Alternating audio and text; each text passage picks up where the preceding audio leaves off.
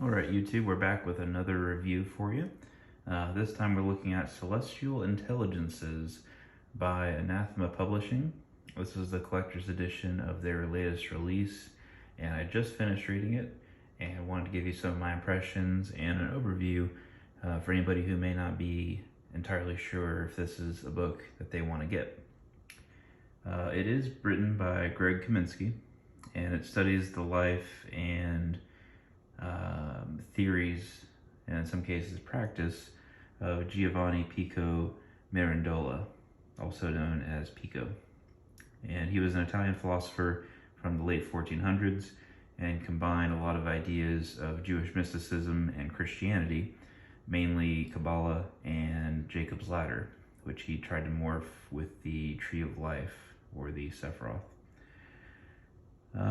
Primarily the book focuses, as you may be able to guess from the title, Celestial Intelligences. It studies angels and mysticism, and in some cases even discusses Tantra.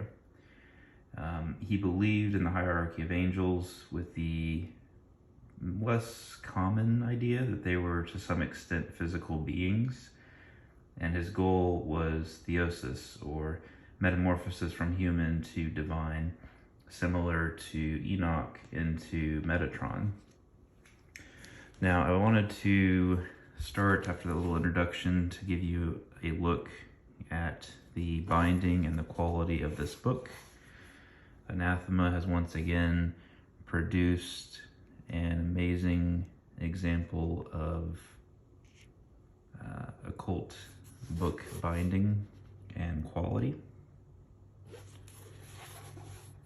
And even on the back here, it's got some very nice engravings, some Hebrew, and then a maze. Just very well, tightly bound book. Very impressive. It's got these reddish end papers. And then this is, again, the collector's edition. 309 copies. This is number 260, signed by the author.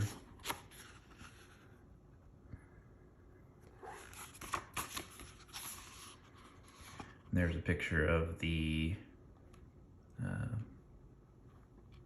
so it's not the author, but the writer of the original text from the 1400s.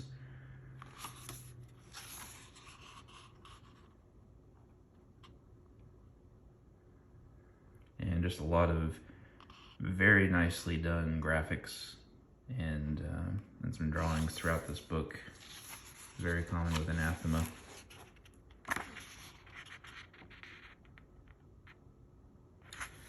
Now, one thing I will mention, the book itself is 173 pages, give or take, and 55 of those are the introduction and the biography of Pico.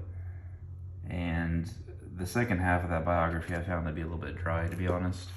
But once you get into some of the other chapters, like chapter 4, talking about the order of angels and the cherubim and seraphim and the throne, and some of the other following chapters, I think it really gets more into what I was expecting from the book itself. But you do need this introduction, you do need this history to fully understand what's coming later on. In the beginning here, this introduction section, I really liked the expansive footnotes. A lot of times I think authors assume people have been studying something for several years, and while I'm aware of the Kabbalah and the Tree of Life personally, I haven't spent much time into studying those ideas and that structure.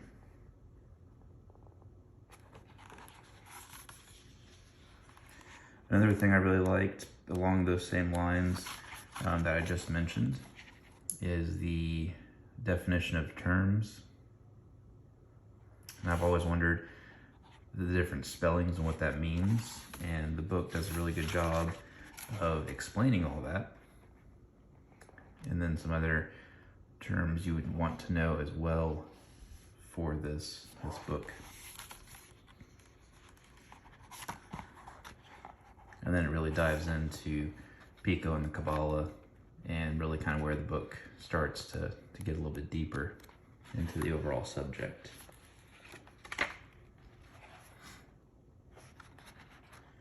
Now, a little bit later on, angels as celestial intelligences, chapter 3, and then chapter 4 talks about the angelic order of the cherubim. And it gets into how the cherubim was the guardian that was set at the Garden of Eden, and that the appearance was like a young child in some cases, where that might be the inspiration for why we have babies as angels, or angels as appearing as babies in some of the older art and illustration. Now, in modern times, people are starting to go back and read the description of angels and how terrifying they were. Multiple eyes, multiple wings, aspects of animals, a lot of things that make angels be a lot more terrifying than they might have been in the Renaissance period.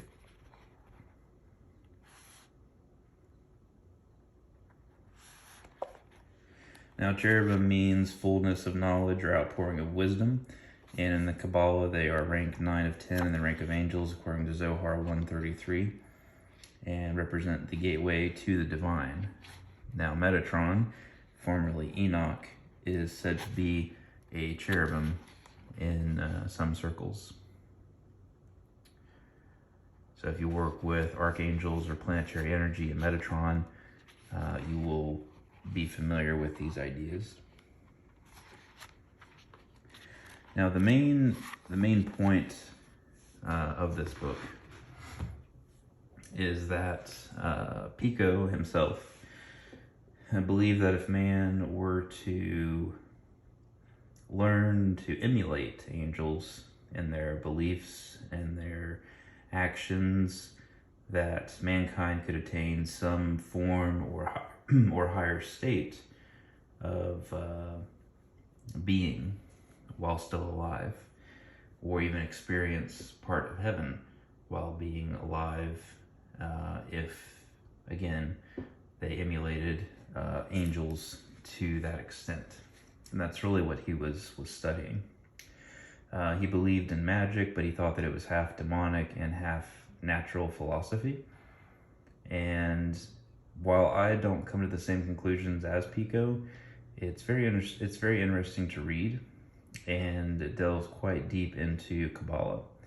So if you are a student of Kabbalah or angelology, I think you'll definitely get the most from this book. And for anybody else who is looking to start studying the Kabbalah, I don't know if this would be the place to start. In fact, it probably wouldn't be the place to start, because it deals with a lot of concepts. Now, again, I wasn't entirely lost. I don't think you will be either reading this book, but if you're looking to get an introduction to Kabbalah, this would not be it. But again, it is very interesting if you want to look at how angels and Jewish mysticism were perceived at that time by someone who is regarded as one of the best philosophers of that era. Definitely pick it up and give it a read. So if you have any other questions, or if you've read this book yourself and have any other comments, please share them below. And thanks for watching.